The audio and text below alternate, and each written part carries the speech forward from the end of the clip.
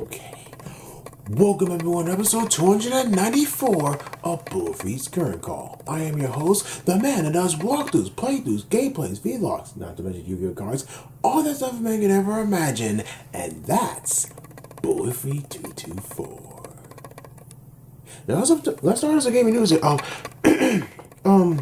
A new trailer for SNK Heroines Tag Team Frenzy confirms the return of some classic costumes and also shows off some brand new threads for the ladies of SNK. The early character selection screen is also shown, which contains at least 29 slots. This doesn't 100% confirm 29 characters will be playable, but that would surely make for a nice roster. Also, enjoy a 4-minute gameplay video courtesy of GameSpot. And what else I got? Okay, stay tuned for FightGenerators.com for full coverage of SNK Heroines Tag Team Frenzy.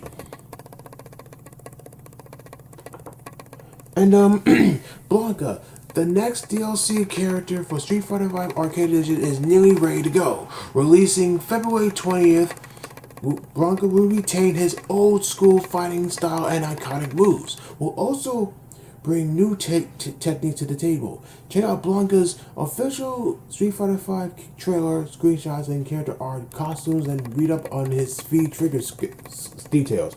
Update. Also check out Blanca's move list and the first raw gameplay footage.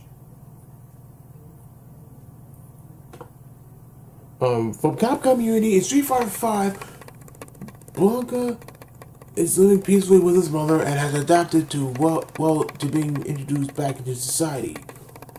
One day, a suspicious salesman approaches him and offers a way to make Blanca famous by mass-producing a doll made in Blanca's likeness. Will it work? Find out in his character's story mode. Blanca's gameplay remains animalistic in nature and seems scratching, leaping, and pummeling opponents, reflecting his time in the jungle. He retains his signature electric thunder attack that emits an electrical currents around his entire body, which can be continuously performed by pressing his punch buttons. Also returning his multiple rolling attacks, which can be used to approach opponents from different angles or used as a combo ender. New to Blanca's arsenal is command grab called Wild Hunt, where he leaps forward and viciously scratches the opponent before throwing them a set distance away from him. This addition to his moveset opens up more opportunities for Blanca to be aggressive. I'm not going to read his V-trigger abilities, but that'll be a waste of time. Anyways, Blanca is available individually for $6 or 100,000 fight money, or as part of the Season 3 Character Pass for like $30, which unlocks Sakura, Falk, Cody, G, and Sagat as they become available. If you purchase Blanca as part of the Season 3 Character Pass or with real money, you also get his battle costume with colors 3 to 10, and default costume colors with 3 to 10. Stay tuned with FightGenerators.com for full coverage of Street Fighter V Arcade Edition. Gotta move my computer closer, but I don't want to mess up my TV. Anyways, the latest trailer of BlazBlue Cross Tag Battle is live on YouTube. Like past trailers, this month's BlazBlue Cross Tag Battle announcement trailer confirms 3 characters for the game, one each from each series, excluding Ruby, Kanji Tasumi from Persona 4 Arena, Platinum the trainee from BlazBlue, and Orie from Undead Embers are joining the crossover 2D fighter. Also worth noting that these 3 has been confirmed as DLC characters. Update. Arc System Works announced the DLC pricing details for the North American version. Update number 1. Arc System Works also confirmed DLC pricing for the North American version. The base game will cost like $50, and the Digital Deluxe Edition with all DLC including will cost like $70 additionally. Individual character DLC packs will retail at $5 each, but there will be a total of 6. The complete DLC bundle will also be sold separately for like $20. Once again, Blake Belladonna, Yang Zhang Long, Platinum the Trinity, Kandi Tatsumi, and Ori has been confirmed as real DLC at launch. Update number 2. Producer Toshimichi Mori also made some statements to Destructoid regarding the early backlash in some fans about character DLC. And this is what he says. And this is what he says. I am in total agreement. We've been making efforts to make the prize accessible for everyone. But we should have communicated a lot more clearly so we didn't have the main misunderstanding. Our first mistake was announcing Fighter Blake as DLC before he's saying he was free. Because of so many events of late last year and early this year, we want to announce things a little by little. Unfortunately, the first announcement was muddled. We said Blake was DLC, but we should have announced it all at once. Look, that caused confusion, and Ark is very sorry about that.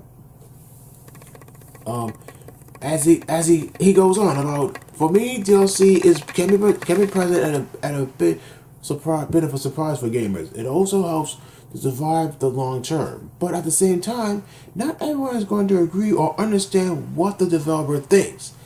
From the developer side, it's hard to convince everyone, but if we listen to everyone, we go bankrupt. Oh wait, but if we look, oh my goodness, my computer's acting up. Come on. What's my computer doing? What's my computer doing?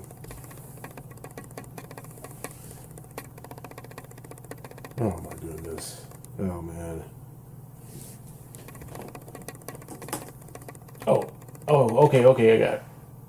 Okay, as I was saying, it's not, but from the developers side, it's hard to convince everyone. But if we listen to everyone, we'll go bankrupt. So what we're trying to do is to design DLC in a way where more people are understanding about it, which is basically all we can do. I do agree with some people that DLC should be in the game to begin with. But thinking about the business side, that isn't always the case. As creators, it's always fun to continue developing for a certain title. But without the gamer support, it's hard. For more people to understand what DLC stands for, we can make efforts to clarify in the future how it fits into the game as a whole. Hopefully we'll create a broader perspective. Well said, Mori-san. Okay, stay tuned for FightShares.com for more coverage of Blaze Blue Cross Tag Battle. And last of my news here, Arc System Work producer Toshimichi Mori and Guilty Gear series creator Daisuke Ishiwatari recently sat down with Destructor to talk fighting games. In the interview, Ishiwatari shared his thoughts on the pro fighting game scene, Dragon Ball FighterZ, and hints of what the future holds for Guilty Gear. Essentially, he stated that after releasing Guilty Gear Exeter Rev 2, the team learned what they need to improve on. One of those improvements will be okay, I gotta make sure it's recorded. As I was saying, one of those improvements will be to reduce the amount of gameplay systems in the next installment because it's too complicated.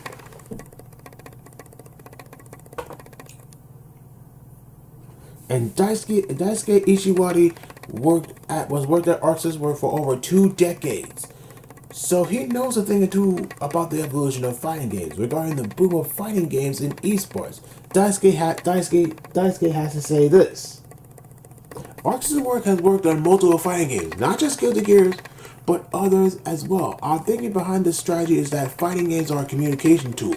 So if there's more out there, there's more communication. But Evo is a larger user base. So Arc has been focusing on tapping into one, so our titles are appreciated on a larger stage. Ishiwatari continued by making these comments about Arc System Works' most recent fighting game release, Dragon Ball FighterZ.